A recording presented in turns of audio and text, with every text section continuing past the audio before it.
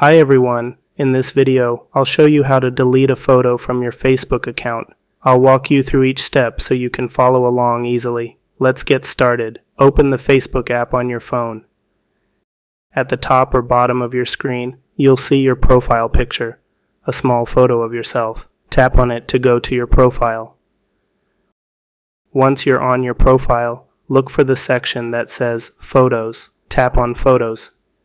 Now, you'll see all the photos and videos you've uploaded to Facebook. Scroll through and find the photo you want to delete. Once you've found the photo, tap on the photo to open it. At the top right corner of the screen, you'll see 3 dots. This is the menu. Tap on the 3 dots. Or if you prefer, press and hold the photo until a menu appears. Both actions give you the same options. In the menu, choose Delete Photo. Facebook will ask you to confirm.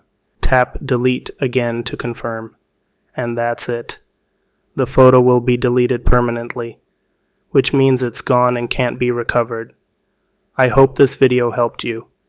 If you found it useful, please like the video. If you have any questions, feel free to comment below, and I'll be happy to help. Thank you for watching.